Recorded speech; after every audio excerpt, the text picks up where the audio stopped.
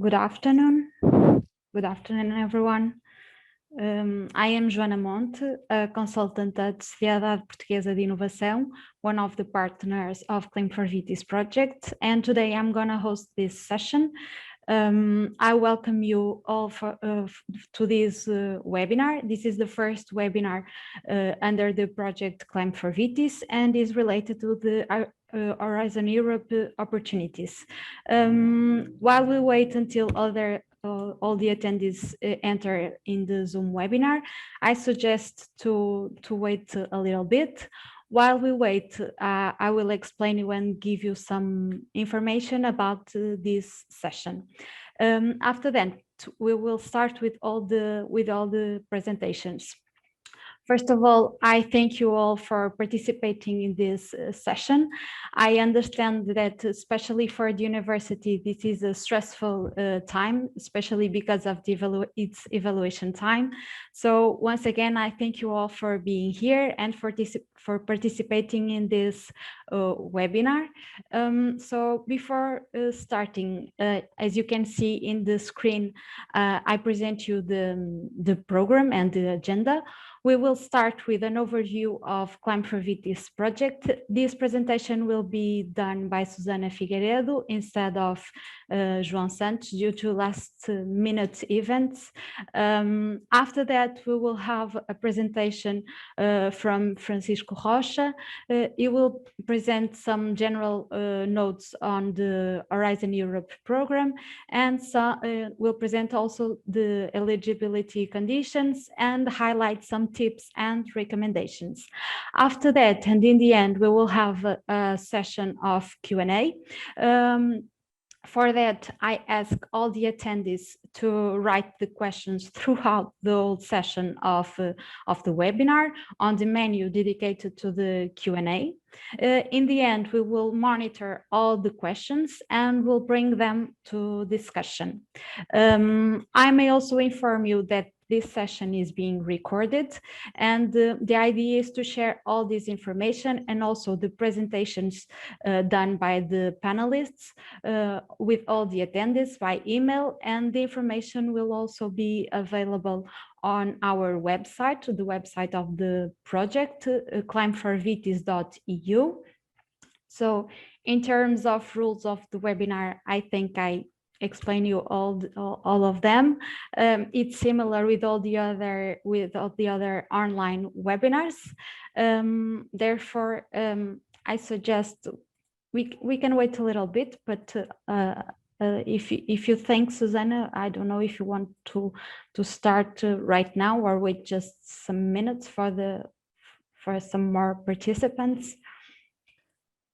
I think we can start. We can start. It's the first presentation, right? So first of all, we will start with an overview of the Clim4Vitis project. As I said, Susanna will start. She's going to give you some brief notes of the project. Susana Figueiredo has been a consultant at SPI since 2018. At international level, she has been involved in R&D projects funded by the European Commission, namely the FP7 and Horizon 2020 programs, as well as in cooperation projects funded by the World Bank and the Inter-American Development Bank. Susana is part of the Clim4Vitis team, being responsible for the communication and dissemination activities and for supporting the project management. Susana has a PhD in environmental engineering from the University of Leeds in United Kingdom. Susana, I'll let you now start with your presentations. Thank you, Joana. Just a small comment, because I've been in SPI since 2008 and not 2018. Yeah, Joana wants to make me look younger. First of all, let me thank you all for attending this session. And on behalf of João Santos, I would like to say that he's very sorry to not being able to join us in the beginning of the session. He hopes that he can join us later on for the frequently asked questions. for the question and answers part of the session. I'm sorry, but obviously is always available for any questions you might have on the project. But I've been involved in the project since it began 2 or 3 years ago. It's been ongoing now for some time. So part of the team since the beginning, and I'm here just to give you an overview of this twinning project that is coordinated by UTAD and in fact by João. Clim4Vitis is short for Climate Change Impact Mitigation for European Viticulture, but it's a twinning project, which means that the main objective of this project is to promote capacity building of the team. It's not a research and development project, typical research project that you might be used to. The main idea here is to promote capacity building, to enable knowledge transfer from academia to other stakeholders, namely companies, to enhance cooperation with scientific partners and industry, and to organize dissemination and outreach activities. These are the main objectives of this project. It's organized in several work packages. I'm not going to spend some time on this. You will have this presentation later. I'd like to focus more on what are the outcomes that that we have in the project. So having said that this is not a typical research project, we still have a whole work package dedicated to research, and under this work package there's climate data being analyzed, processed, models being developed and applied to grapevine data and grapevine models. Then do we have the twinning activities? You might be involved in some of them. So we have the thematic workshops, short courses, seminars, webinars, staff exchange, and networking. Some of them have suffered a bit due to COVID, and we've had to move them to online mode, but we're still keeping the activities going on. And in terms of outputs, of course, there are publications, PhD theses, funded research projects, R&D agreements with industry. And this aims to reinforce the science, technology, and innovation performance of the project partners. Highly qualified researchers increase the sustainability and attractiveness of the institutions. I've been talking about the consortium. There are 5 partners from different countries in Europe. So in Portugal, we have UTAD, who is the project leader, and SPI, Sociedade Portuguesa de Inovação, who is supporting mainly the communication, dissemination activities and the management of the project. And then we have 3 other research partners. From Italy, we have the University of Florence. From Luxembourg, the Luxembourg Institute of Science and Technology, and in Germany, PIK, the Potsdam Institute for Climate Impact Research. And the project also has the support of 3 experts in viticulture. So you have here their names and pictures, and you might remember some of them from previous visits to UTAD or to your other institutions. And they are also involved in the more strategic decisions in the project. In terms of results, and I'm sure João could present all of this in more detail, but we will make this presentation available to you afterwards. The idea, I'm sure you joined this webinar to learn more about Horizon Europe. So that's exactly what we're going to do next. So here I'm just going to briefly give you an overview of the kind of things that we have been doing in the project in the past few years. So climate model simulations over Europe, using different data sets from different countries and doing working on this data set so that they can all be assembled into one or different models that cover different territories over Europe. In terms of publications, there's been an increase in the number of publications from UTAD related to this specific topic from the beginning of the project. We have done quite a few relevant publications under the project, and we are finalizing a white paper that you can see here in the screen that is going to be delivered to the European Commission, and also a short brochure, so kind of an infographic with the main results easily available to the general public. This is being finalized at the moment.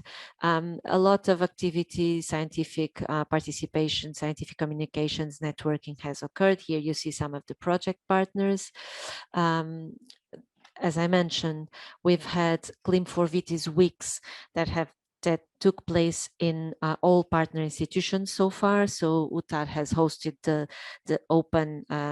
initial open week of Clim4Vitis back in February 2019, I guess, if my memory is not failing.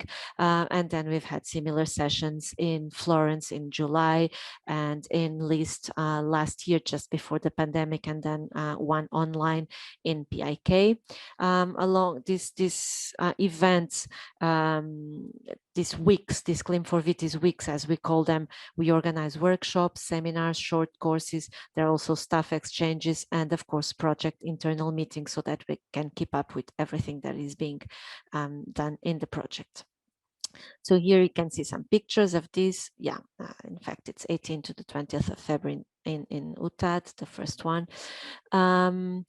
So pictures of the capacity building, knowledge transfer sessions that we've hosted, stakeholder engagement sessions in different countries, and some of the other dissemination and outreach activities.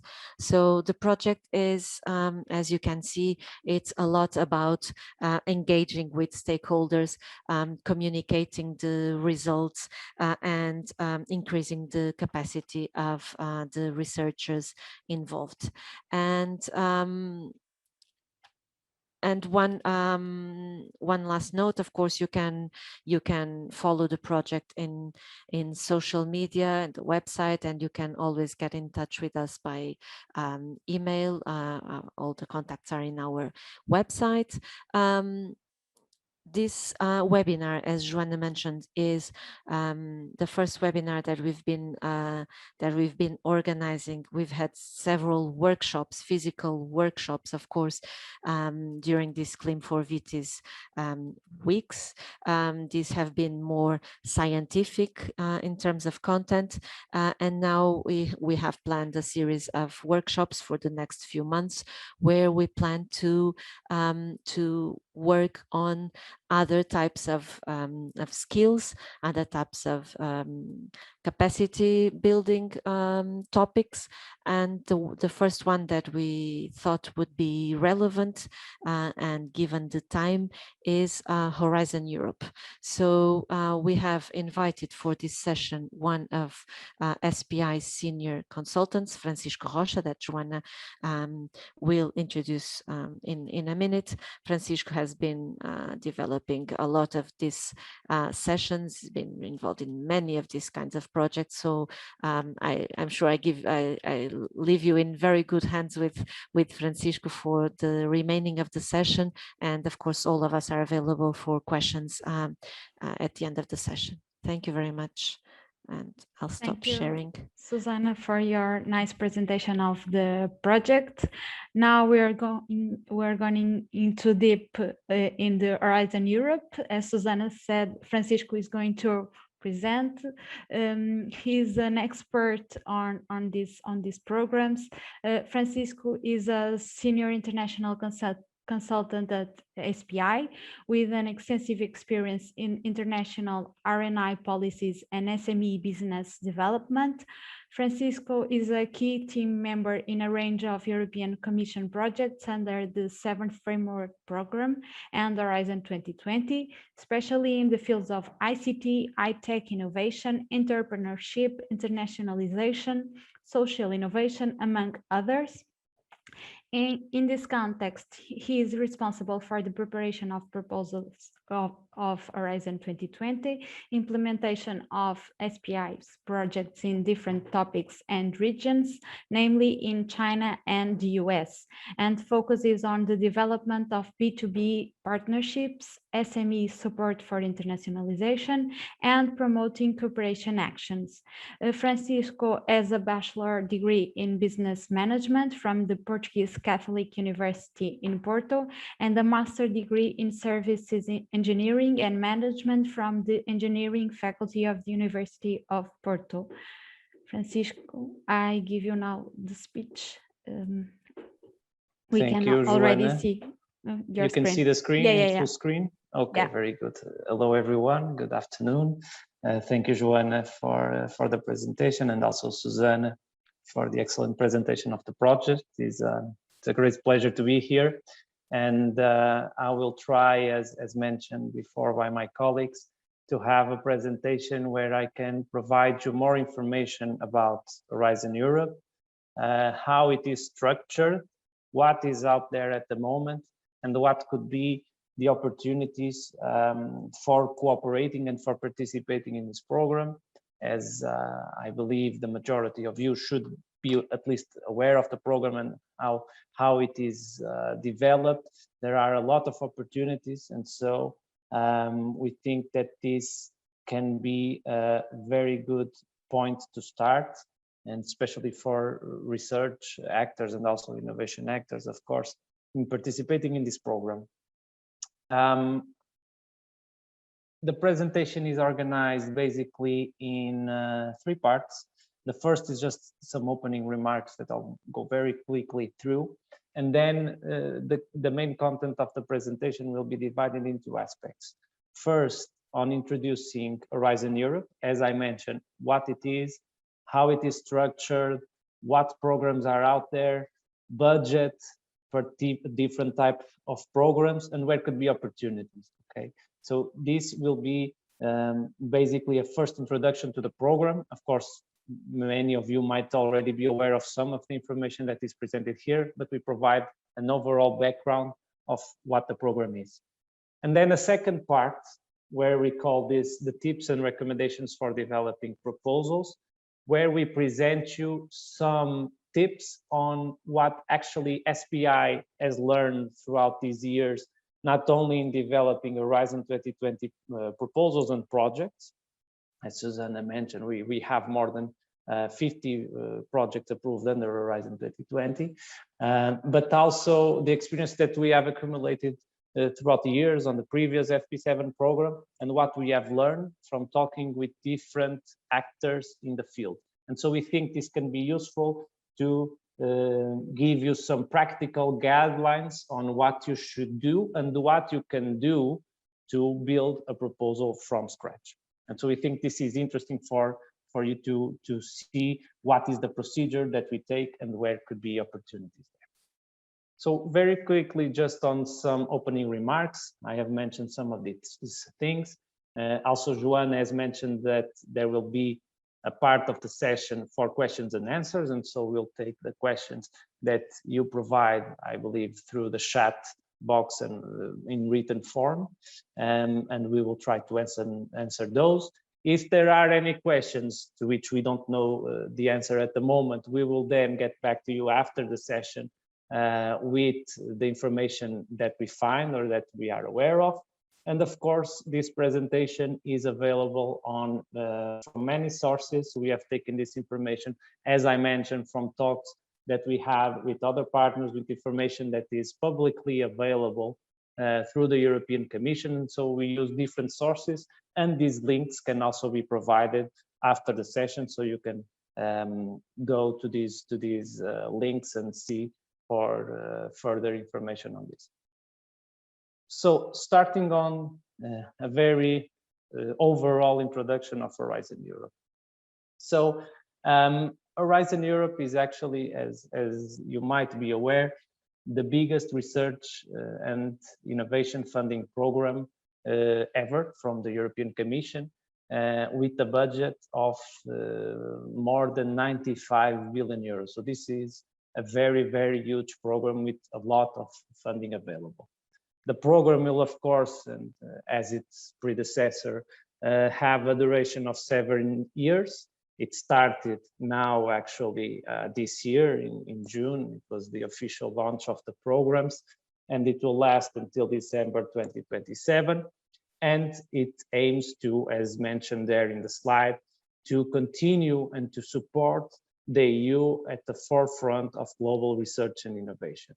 So to try to maximize the EU's priorities on different fields of science and technology, foster its industrial component and its private sector innovation, and try to really highlight the research and innovation that is being done at the European level, and make it as a best practice.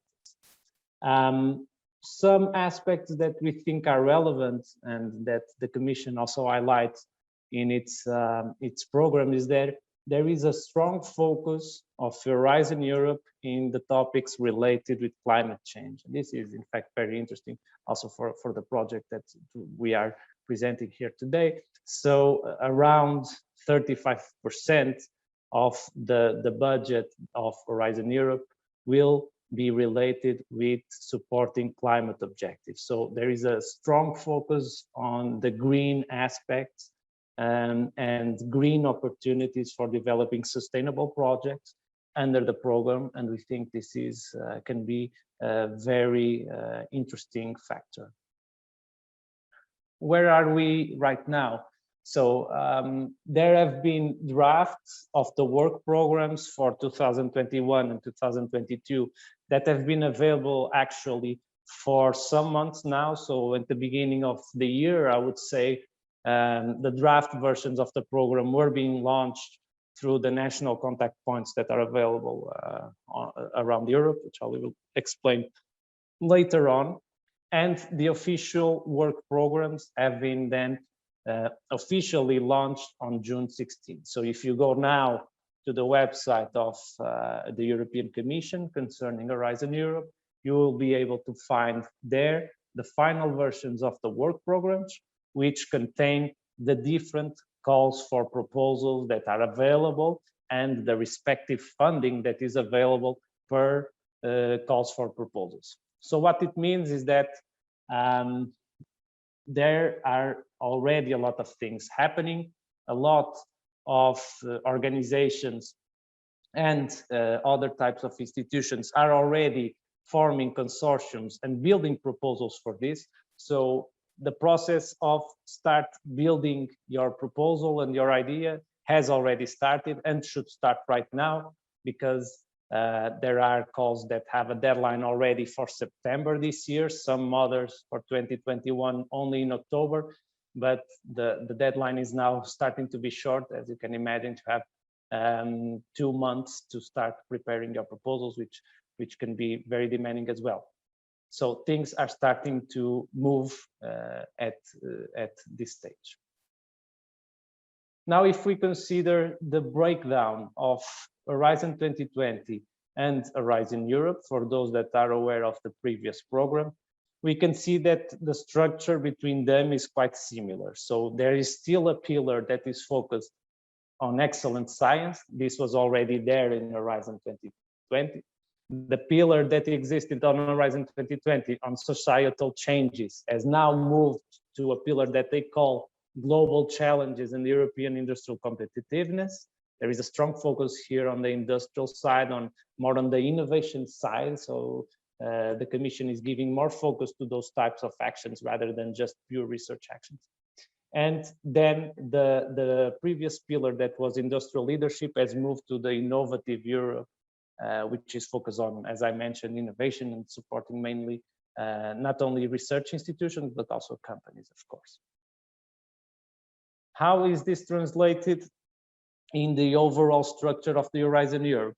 As you can see, you have 3 pillars with different programs within each one, and then a more horizontal pillar that is focused on the widening the participation and supporting the European research area. The idea of the presentation will be to go through each one of these, so pillar 1, pillar 2, and pillar 3, and on the part of the widening, giving an overall explanation of the programs that are included within each and the budget that is available within each, of course. Speaking about budget, here we show you the overall split of the budget. What we can see is that the pillar 2, the global challenges and in European industrial competitiveness, is the one that has the highest amount of budget. So 53 billion euros, which is actually more than half of the total budget.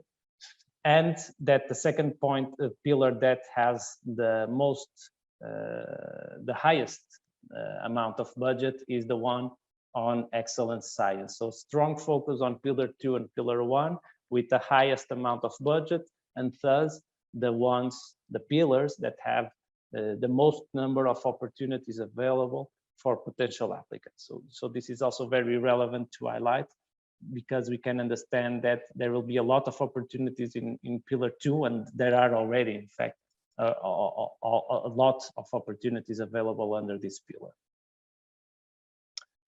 As I mentioned, we are going to speak now in detail of each one, according, of course, to the information that we have available online and through the sources that we have collected. So the pillar 1 on excellent science. So this pillar is actually targets European science and research and aims, as mentioned there on the slide, to extend the excellence of the Union science base. So basically here there are 3 main programs that are available under this pillar. The first are the European Research Council that has a total budget of actually 16 billion euros. So this is the highest under pillar 1. And the mission of the ERC is to encourage quality research in Europe and support to researchers.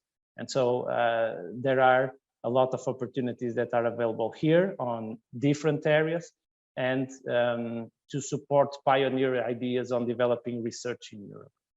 The second program is the Marie Curie Actions, which I believe, I'm sure that most of you are very well knowledge about this. So the Marie Curie Actions still are continued under Horizon Europe with the 6.6 billion euros of budget in total, and supports research-focused organizations and supports the career of research in developing their actions. And so this is going to be continued, of course, and with a high amount of budget under Horizon Europe. And finally, another program that is, of course, very interesting, which is concerning the European research infrastructures. For this part of the pillar, the Commission will give a total of 2.4 billion euros. And these research infrastructures are facilities that support research and that provide services that support research on different areas and aspects. And so we think that there will be also strong focus of the Commission that has been supporting the establishment of different European research infrastructures during Horizon 2020, and many of them are actually in place right now. So there is the idea that the Commission will continue to fund those and fund new research infrastructures that can be planned for Horizon Europe. Moving to pillar number 2 on the clusters. And so here, as I mentioned, this is the pillar with the highest amount of budget among the different programs of the Commission. And so this is, of course, an aspect to highlight. Under this pillar, the Commission has drafted a total of 6 clusters that are basically areas or topics of focus of research and innovation that aim to support EU policies and the Sustainable Development Goals, SDGs, of the United Nations. And so, as you can see, there are total of 6 areas, one on health, another on culture, creativity, and inclusive societies, one on civil security, another one on the part of digital industry and space, climate, energy, and mobility, of course, with a focus on one of the clusters, and then the area of food, bioeconomy, natural resources, agriculture, and environment.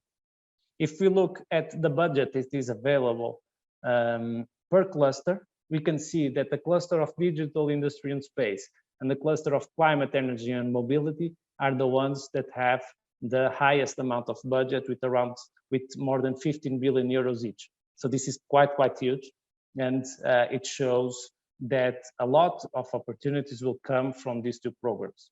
Of course, there are still plenty of opportunities in the other 4 clusters. As you can see, the budgets are also very high, and there could be, you can see here on the next slide, just some examples of some of the areas of intervention on each of the clusters, just for your information. So you can see, for example, on health, there will be a focus on environmental and social health, infectious diseases, on healthcare systems. If we look at civil security for society, there is also a focus on cybersecurity. Mainly on the climate, energy, and mobility, you can see there is a strong focus on the aspect of clean energy, the circular economy, smart mobility, climate sciences. And so opportunities within these topics, we believe that, and ideas behind these topics, we believe there can be a fit on the current opportunities that are out there on the calls for proposals for Horizon Europe. And so, again, we invite you to check the platform on the different opportunities and calls that are available at the moment. I will show you the link of the platform afterwards. Of course, there is, as I mentioned, a focus of the new program and of the Commission to contribute to the Sustainable Development Goals. So these clusters are actually connected with them, and we think this is a relevant aspect because this should be something that should be highlighted in the proposals. Besides the 6 clusters, there is also something new that the Commission has came on, which are the research and innovation missions, they call it. So basically, Horizon Europe will include research and innovation missions that aim to support the effectiveness of the funding that is being provided on specific research areas. And we can see it more clearly here on the next slide. So each mission will actually focus on specific topics. For now, 5 mission areas have been identified, dedicated to a specific board or policy of the Commission. And you can see that there is, again, a strong focus on these areas on the part of climate neutral and smart cities. So on the green side, there is also a mission specifically targeting cancer, adaptation to climate change. And so there will be specific funding for specific calls, in fact, for each one of these mission areas. And it shows that the Commission is putting a lot of emphasis now on these topics. Moving to Pillar 3, which is more related with the innovation side and also on supporting enterprises and research institutions on working together with the private sector. On the pillar of Innovative Europe, as I mentioned, this is the main objective here is to support market creating breakthroughs and ecosystems to support innovation.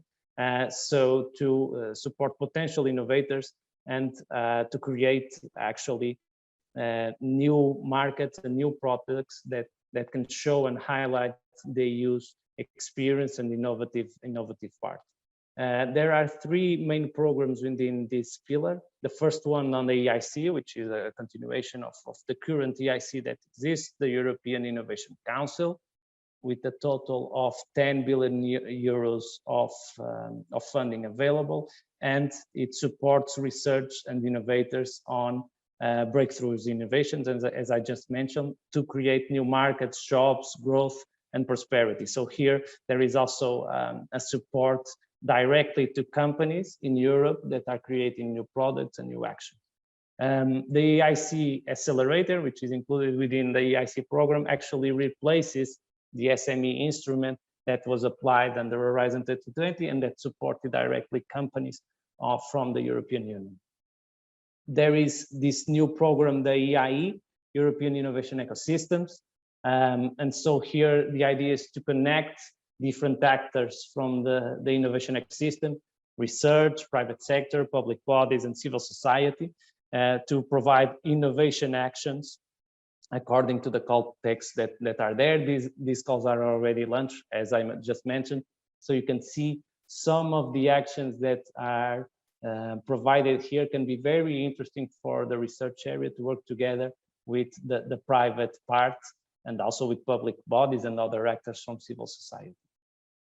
And finally, there is also a program on the European Institute of Innovation and Technology, the EIT, to support key actors as well as before on research, education, and business to work together to support entrepreneurial talent and finding solutions to potential global challenges. And so the budget here is of almost 3 billion euros, and there could be very, very interesting opportunities under this pillar as well. Now, if we look, as I mentioned, at the horizontal programs that, and actually as almost a fourth pillar of the Horizon Europe structure. For widening the participation and spreading of excellence on the European research area, the European Commission plans to have at least 3.3% of the Horizon Europe budget for the widening as a whole. And so for these 6 actions that are actually being shown here on the slide, and that of course Clim4Vitis is one of them. And so this part of the program will also be continued to be a strong focus of the Commission for the Horizon Europe, and follows actually the same structure on most cases of Horizon 2020. So first on the teaming and twinning projects, just some short notes on that. So for teaming, as you must be aware for sure, these projects aims to create new, or sorry, my apologies, sorry for this, to create new or update centers of excellence in widening countries, those widening countries that are shown in the European Commission website. You can check there which of the European member states are from these widening countries. And it aims to support research through a coupling process of an institution from the widening country and a leading scientific institution from another country.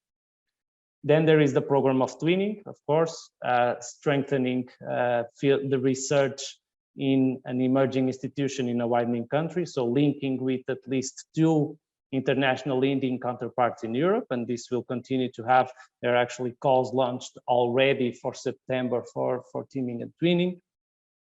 ERA shares will continue also in Horizon Europe, which aims to bring excellence to the institutions, and so to bring outstanding academics to the research institution in the countries.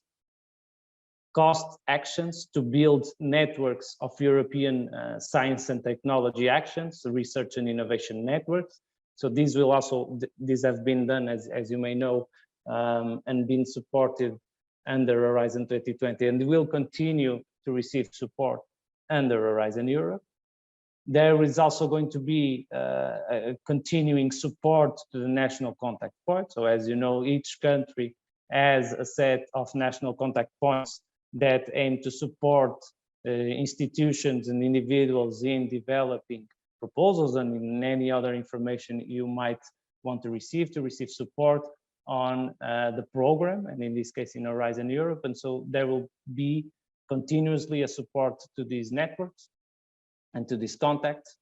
There is, of course, a strong focus on brain circulation and excellence initiatives. So everything that concerns, as mentioned in the title, on the circulation of people, of academics, of researchers, will also be supported by this part of the widening participation.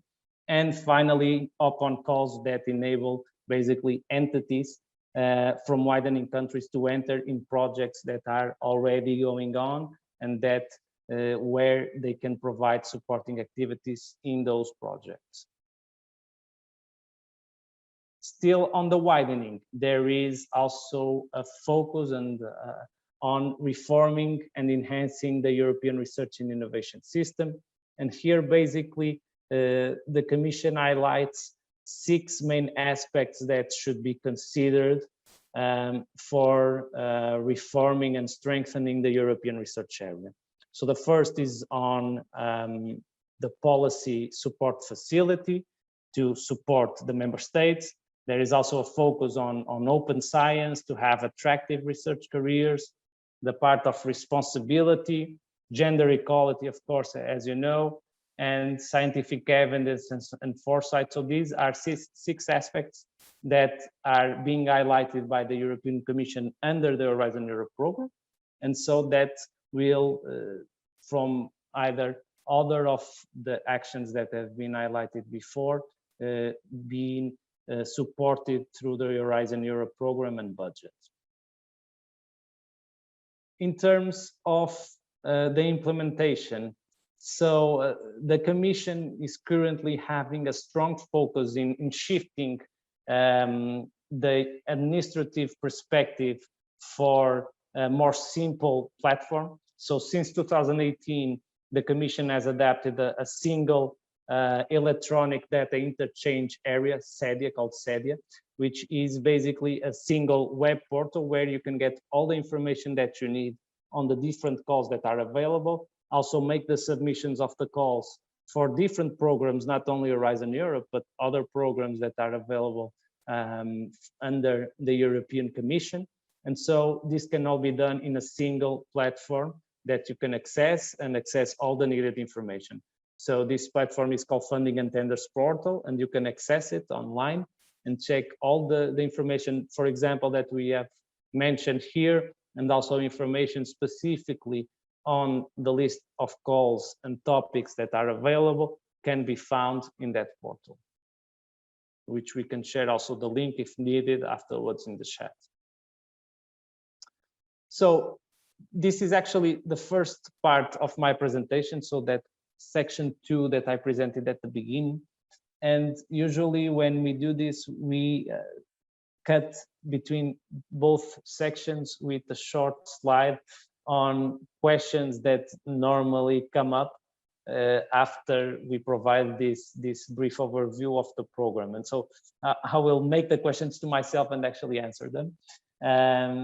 So one aspect that we normally are asked about is concerning the number of calls open. So since, as I mentioned, since the 16th of June, when the calls have been officially launched, we currently have, I believe, from the latest numbers that we have, 401 calls open for 2021 and 2022. And so there are, as you can see, a lot of opportunities that currently can be accessed through the platform. And so this shows that there is a lot of topics available and a lot of research areas that are of focus of the European Commission, and you can consult them in the website, as I just mentioned. The second point on the consortium and how large and international it should be when developing proposals. This really much, when we receive this question, I think the answer we usually provide is that usually this depends on several aspects. One of them, of course, is the budget. So highest amount, as higher as it is the budget, the larger the consortium should be. And so normally if we think of a consortium of 3 million euros, we think of around 10, maximum 15 organizations. Of course, this is should be seen as a case by case. each call and each proposal has its specificities and its unique features, and so this should be considered when building a consortium. But again, it really depends on the budget and what is intended for the project. In terms of chances of getting a project approved, so here the success rate of Horizon 2020, and that's what we can say at this moment, because the calls for Horizon Europe have just opened, and so there is not much information. There is no information actually right now on the success rates, but normally these success rates are not that high. They go off to around 10%. The calls are very competitive, but again, this is really dependent on several aspects that I will present in the next section of the slides, but as well on, and I could highlight some, as the experience of the consortium, the strength of the consortium, the partners that are involved, experience in dealing with these proposals, in writing these proposals, in showing the information in a proper and very practical way. And so we think those, if we take those into consideration, the chances of getting a project approved will certainly improve. And finally, in terms of obtaining further help, what we suggest usually is to people that have any doubts, either on a specific call or in the program as a whole, to contact first the national contact points in Portugal. And there you can have information on the different contact points that are available on the different areas and pillars of Horizon Europe, and you can reach them. They are very responsive. They have a lot of information and privileged information, and so you can get very good tips there, and for sure that they will be able to help you in anything you need to know concerning the proposals. So, Francisco, we already have yes. some questions. I don't know if you want to answer them right now, or if you prefer to bring them to in the end of the session. It's two general questions, I think. Okay. One question is from a postdoctoral researcher in the field of climate change impact assessment, and is wondering regarding the Pillar 2, if the Horizon Europe funding opportunities will tend to give more emphasis on practice-based or more research-oriented, or they are generally mixed goals. Okay. Yeah, that's a very good question. I would say it really depends on the project. As I will explain later, there are three types of calls: coordination and support actions, research and innovation actions, and the innovation actions. Of course, when we think of innovation actions, we think of more to-market solutions, innovation to market with higher technology readiness levels solutions that are more ready to go to the market. If we think of research and innovation actions, these TRL levels normally are lower and is more research oriented. But again, it really depends on the call and the opportunity. It is very important to fully understand what the Commission is asking, what they are expecting us to do. But of course, when we think of Pillar 2 calls, we think that the impact that should be well perceived and well shown in the proposals, actually. And if it is, I would say, if we look at, for example, innovation actions, so the most, if we have a more focus on practice-based solutions, I would say it's better. But again, it really depends on the call and the main objectives and scope of the call and what is being requested by the client. Okay, thank you for your answer. I think you briefly explained what is expected. One more question is regarding the opportunities for individual grants and proposal. Which are the best ones? Okay, well, I don't know which are the best. I would say that Pillar 2 are mainly the opportunities available under Pillar 2. And I would say part of Pillar 3, and of course part of Pillar 1, but mainly Pillar 2 are more opportunities related with consortia of organizations, so not for individual grants. I would say that under Pillar 1, of course, there is an opportunities there, and more related with the excellence science.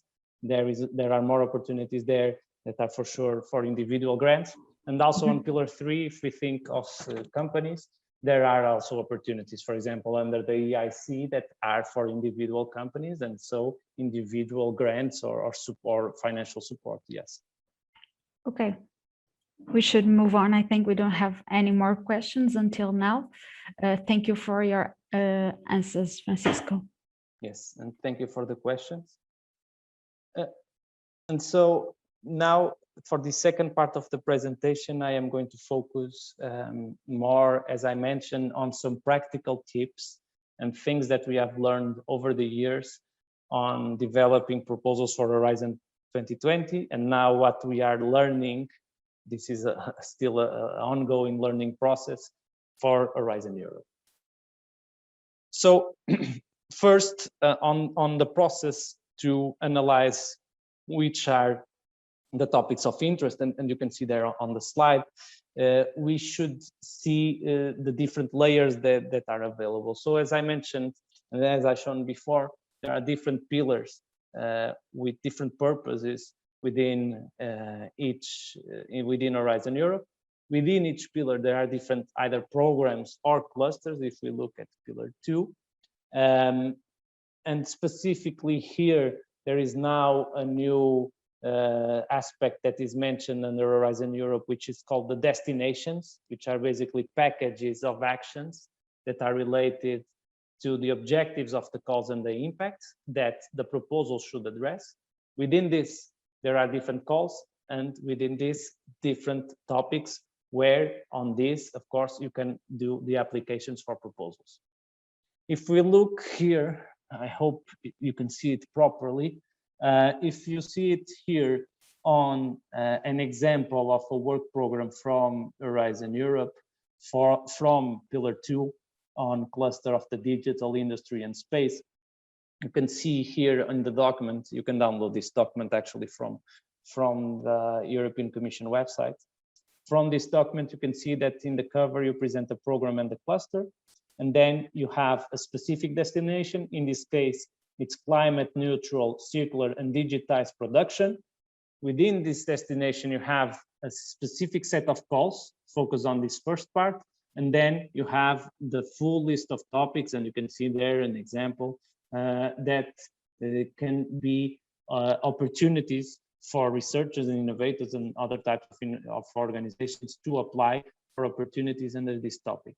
And so these versions of the work programs, as I mentioned, are already public, and so you can access them through the European Commission website, and we invite you to do this and to look at the different opportunities, as I mentioned, now open for 2021 and 22 under this Horizon Europe. There are more than 400 calls, and so there are, in this case, topics, more than 400 topics open, and so there are a lot of opportunities available. So some three main points when you are considering a call or topic and trying to identify what can be the best opportunity for you. You think that of course, the first thing that you need to think of is what is your previous experience. So to check either you as a researcher or as an organization, if you have worked before on the topic, either it is at your national level or international level, and activities that can be somewhat related or that have an interest in this area. And so to understand what could be your experience and what could be the added value of you as a researcher or your organization, we think that's the first thing you should do. The second, and specifically when we think of grants with consortiums, we need to know the context and what is out there. So what other people might be interested in these opportunities? What other organizations have experience on this? What are their business interests? Would they be interested in going for this specific call or topic as well. So to understand what is out there, the competition, but also potential partners that you can involve in your project. And then finally, what are your areas of interest besides the experience that you have? And this is, we're talking about things that you have done in the past, but what are your areas of interest for the future? Of course, there is no evaluation on specifically on the previous experience you have. So you don't need to be an expert in developing research and in the innovation projects to apply to Horizon Europe. And so this also should be something that needs to be taken into account when you are thinking of applying to a specific call or topic. And so when we think of this first stage on this analysis, we also need to think of all the other steps that are needed until we get to a proposal submission, okay? And it can be then eventually approved for a project. So what I am going to do is to go step by step on those that are shown on the slide.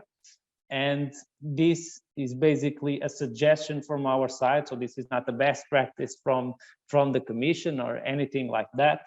This is just a structure that we have came up as SPI due to our experience in working with these proposals and writing a lot of proposals in the past, and according also to what we have been able to collect in terms of information and new information for Horizon Europe. So these are just some suggestions of steps that you can take. And these are mostly applied, as we had a question on individual grants, this is mostly applied to proposals that perceive partnership with other organizations as a consortium. So first on the call topic analysis, as I mentioned before. So these can all be accessed through the EU funding and tenders portal. I'm showing there a picture just for some time ago of the homepage of this website. So you can check it there. If you write funding and tenders EU on Google, you'll find it straight away. And you have all the information in terms of calls, templates, documents that can be relevant to access, all of that, also in terms of partners and other organizations that have experience in Horizon 2020 and in other EU programs. All of that information can be found through this portal, and you can access it, and there is a lot of interesting stuff to go to and to check there.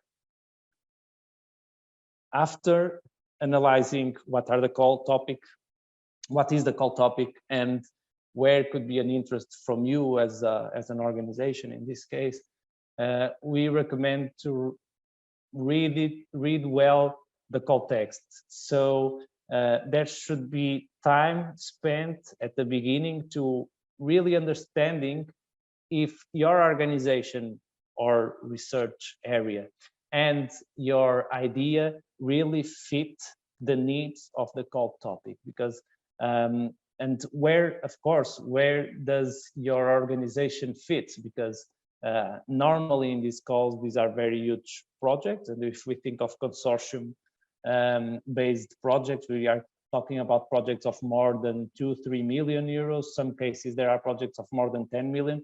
So these are huge projects that need to be developed in partnerships, and so each organization brings a specific block of experience to the whole consortium.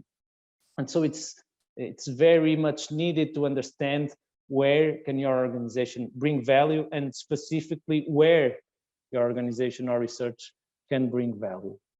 The second point, and I will mention this a lot because we think this is one of the most relevant points when building a consortium and a proposal, is to bring with you the most relevant partners. That is, people that have experience on the topic, that would be a plus, people that have worked in previous Horizon 2020 projects, or that have led previous Horizon 2020 projects, people that have the specific tailored experience that is asked in each call or topic text. So we think this is very, very important bringing the right organizations with you is a plus and is, I would say, if not the first step, one of the first steps that you should consider when building or when you start building your proposal.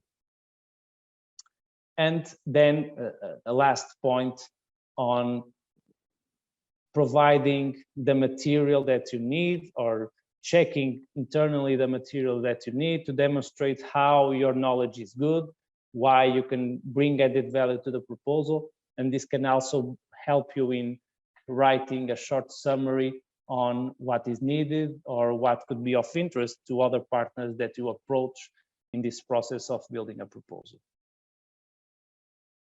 Now, I will divide this into two steps. One, where you try to develop a proposal as a coordinator, and another one where you try to develop a proposal as a partner. Of course, as you can imagine, the type of work is very different, and it has, of course, its advantages and its disadvantages.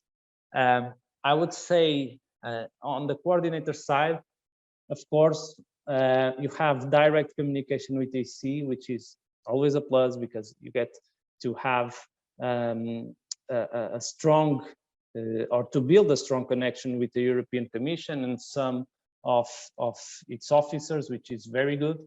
Have larger visibility in terms of national promotion and international promotion, much more than you would have as a partner. You can also show this experience in the future because you have been leading a consortium, so you can show it in the future for entering in new proposals or for applying to new proposals. But of course, the downside of this is that it's very, very demanding. If you compare the work that you have as a coordinator versus the work that you would have versus a partner, you would see that you would spend, of course, much more time on coordinating. And sometimes when you are in consortiums of 20 organizations, you have to coordinate all of that. And this can be very, very demanding, of course. Again, if we think of what I said earlier in terms of the approval rate of these proposals, which are very competitive, and the impression that we have is that they are getting more and more competitive over time. This can, of course, be very risky, and this should be something that should be considered by an organization that is thinking of applying to a specific call. Of course, as a partner, you also have a lot of advantages. You can, of course, gain experience as well. You can participate. Of course, you are contributing, and this gives you visibility, although not as much as a coordinator, but you also get visibility. And it's much less demanding in terms of time that you spend. Of course, there is still a lot of work that needs to be done, but when comparing to a coordinator role, of course, it's much lower. And so this can be, I would say, the main aspects when you're trying to consider to act either as a coordinator or as a partner in proposals. So how to decide? These are just some tips that we think can be helpful for you to think on how you can decide if you want to be a coordinator of partner. So to understand what type of action it is, what is your specific experience in thematic areas. So people are expecting a coordinator to be really an expert in that specific area of the call topic. Have you had any previous experience in the past on coordinating such a project? Either it is for the Horizon 2020 or another program that has a focus on the same area. What are the players, the competition, to know the competition? This is also very, very important. And of course, as I mentioned, I said that I was going to speak about this a lot of times. Can you put together a strong partnership? Can you bring your most relevant contact organizations together with you to build a proposal? So this is a very, very important point again. So last point there, of course, being a coordinator is difficult and it needs careful consideration. Now, if we go to the first part where we talk about building the idea from the coordinator point of view, we would say that the first step would be to start developing your idea and putting together a short summary of our project. Normally, what we try to do is to develop, and of course, you have also, I'm sure, a lot of ideas on this. Put together 1-2 page document that contains a background on the organization, a background on the project, what is the main idea, also what could be the structure of the work packages of the project and the tasks that would be developed under the project, and organizations or partners that you are discussing with or that you plan to discuss with their participation in the project. Also, another very, very important point that we recommend, not only when you are participating as a coordinator, but here I would say also as a partner is very important, is to get in touch with your national contact point. So as I mentioned before, your national contact point can help you in explaining certain aspects that you are not fully aware about the call. They can help you to also understand what other partners or consortiums are currently being developed, and that could have an interest in the call as well, and any other information that they might have received about a specific call or topic that is not described publicly. They can provide you this, and this can be, of course, very, very helpful for you to start understanding how you can proceed. The next step after this, after you have a short summary and you have your consultations with the NCPs, of course, setting up a consortium. Just some tips. First is that proposals start being built on a very early stage. So as I mentioned, for example, if you take as an example, the Horizon Europe opportunities, the draft work programs, they started being launched, I would say, earlier this year, and even some things were starting being done before. And since those drafts were out, already people were discussing among them. The key players already started moving and talking with organizations, starting to understand what is out there and start having the background on what is happening. And so it's very important to start early and to start building your idea and your consortium very early. Dissemination. This is an important point as well. So there should be, and again, this is related with the consortium as well, you should include organizations and researchers that are able to show experience and an outreach that can focus not only on specific regions in Europe, but specifically when we think of Pillar 2, that the actions should have an European focus as a whole. We should show that the organizations that are part of the partnership can cover geographically the different regions of Europe, and so this is very important. Also, the types of companies, it's important to have a consortium that includes different types of organizations. Either they are private companies, research institutions, universities, associations, and other types of entities. It's important to have a variety of organizations that are part of the partnership. So the process, again, of building a consortium, it's important to identify the right partners. And so these are just some suggestions of small steps that can be taken to identify the right partners to be with you in the consortium. The first, on internal contacts, of course. What we usually do, and this of course comes from SPI's experience in previous projects, we go to previous proposals or projects that we have been involved in and try to see what partners could be interested to bring in for these new proposals. So check what is available out there, what partnerships you have developed in the past, and verify the contacts that you have from other international and national projects. Also, you can go to the partnerships that you have and that you work with and ask if they know of anyone that is interested in that specific call. There is also a search tool that is available from the European Commission. First, the CORDIS partner search, which is basically shows all projects that have been approved under the European Commission.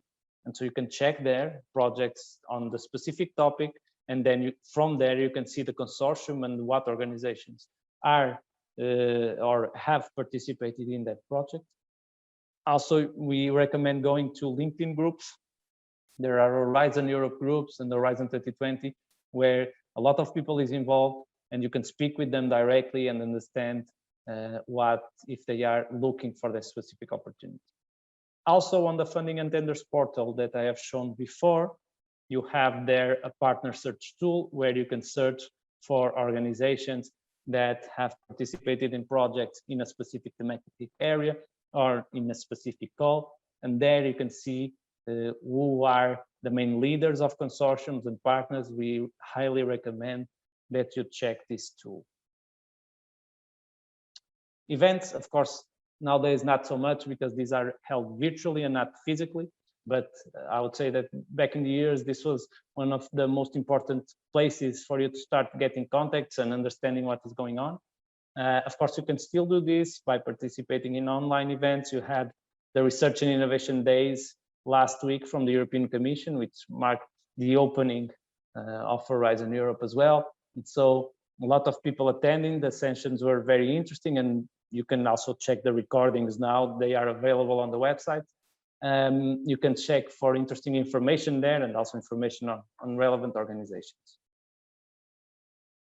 And finally, as I mentioned before, on the partner search, but also you can check this on CORDIS and on the funding and tenders portal to search for projects that have been or are currently ongoing in the same thematic. And here you can go there and look for partners and the coordinator of those projects and contact them and reach them out and say, okay, we are starting to develop a proposal on this topic.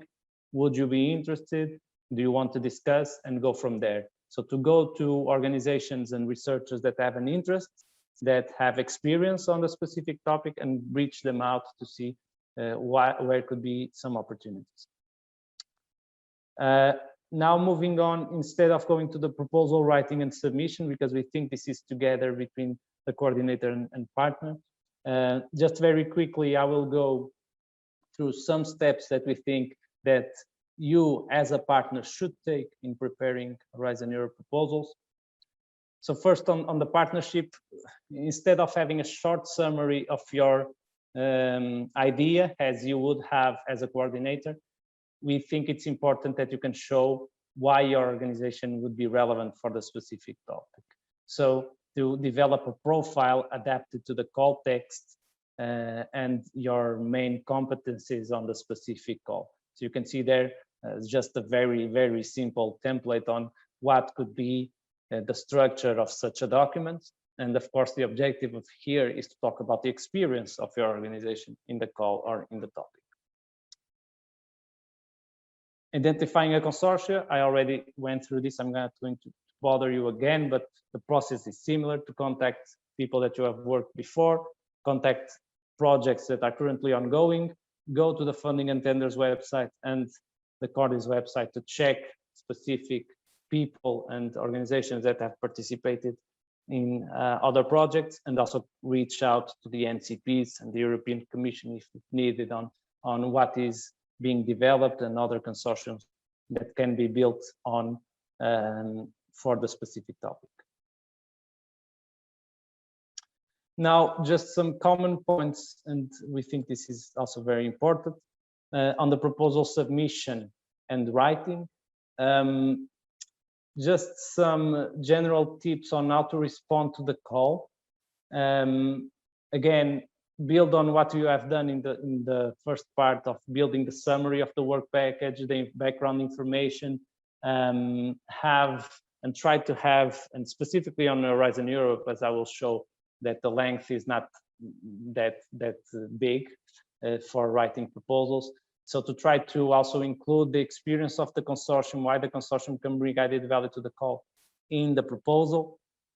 The impact section is very important. Nowadays, the Commission also highlighted that the impact section is getting more and more importance from program to program. So now we believe that this is, of course, something that cannot be remained for last.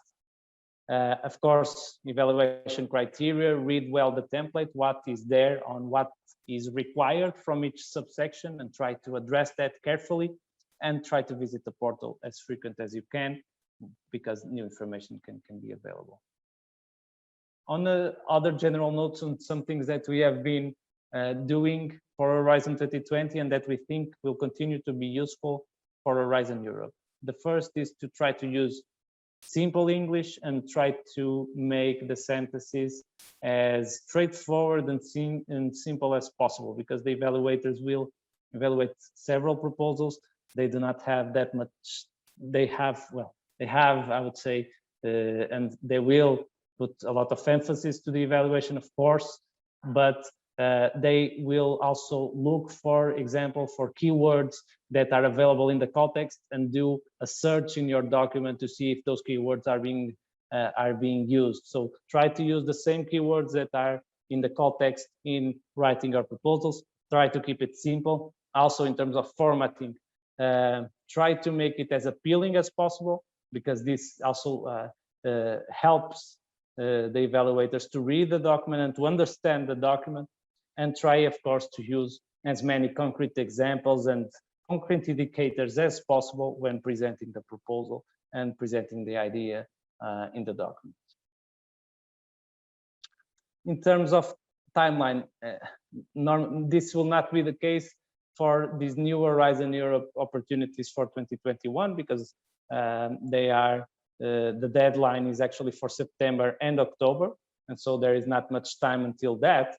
But we usually recommend to have a period of 6 months before the deadline to start building and start identifying the topics, start identifying the partners, and building all this process that I have explained until here, until the submission of proposals on the deadline. How is the proposal structure? Basically on 2 parts.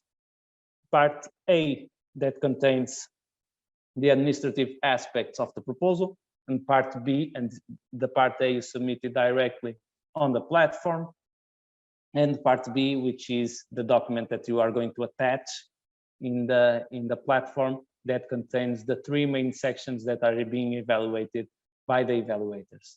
The first one on excellence, the second on impact, and the third where you write the implementation, so the quality and efficiency of the implementation.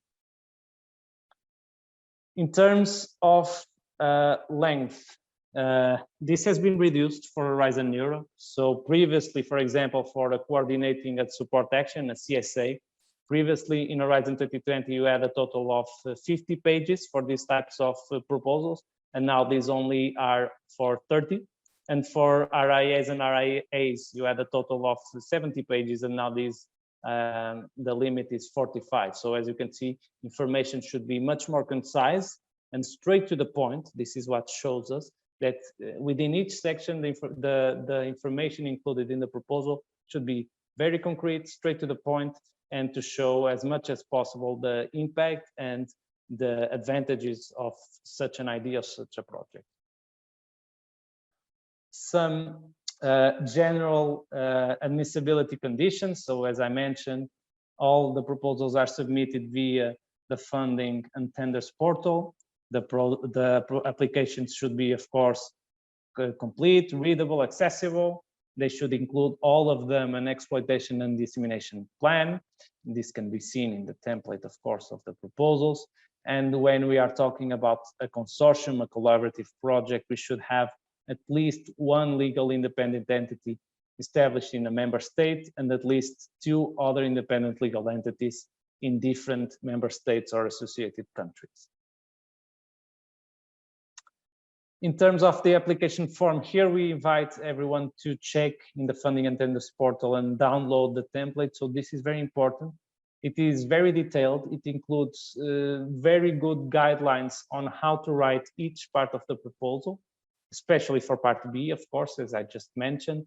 And so we invite everyone to download this template and to check the information that is available on each. Under each section, you have there the different chapters that should be included on the excellence, on objectives and ambition and methodology. So this should be in RNAs and IAs of around 15 to 20 pages, if we think of the total of 45 pages of the proposal. Impact, where you have, and this is again very important section as well, on the project's pathways towards impact, the measures to maximize impact, and the summary with your main impacts and what the project will actually achieve. This should have around 10 to 15 pages.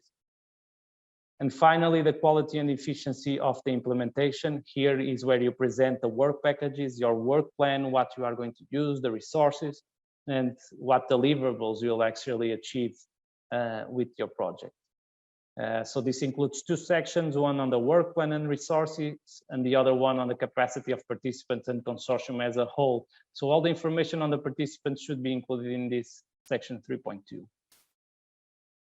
Information about the experience, of course, in part A, it includes administrative information about each partner. And finally, some aspects that are shown here from a webinar that we attended from the European Commission on the evaluation criteria. And so some things that are taken into account in each subsection. So to have clear objectives, to have a very solid methodology, focus, of course, on the gender dimension and the open science practices, if we think of the excellence section. In the impact, there are now what the European Commission calls key impact pathways. That should be considered. So it's a list of 9 pathways that should be addressed in each proposal. And so the proposal should show how the proposal addresses actually those key impact pathways, how the expected outcomes and impacts are achieved, and what measures are expected for the consortium and project to take to achieve those outcomes and that impact. In the quality and efficiency of implementation, of course, the work plan, if we address the risks, if we have the appropriate number of work packages, if we have the right methodology established to implement the project, and also the role of each partner and how the consortium as a whole brings the experience that is needed. Finally, and this is my last slide, just some key principles that, again, we have taken this information from a presentation of the European Commission, and some key principles that we have discussed before in terms of the proposed work to be in line with the scope of the work program, to demonstrate how the idea is ambitious and goes beyond the state of the art. This is very important. The part of in this interdisciplinary, gender dimension, and open science,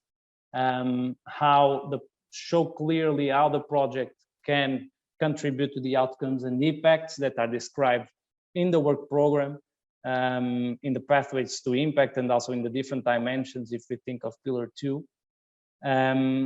How we are going to develop measures to maximize impact, and how we are going to demonstrate the quality of the work plan, the resources, and participants, as I previously mentioned.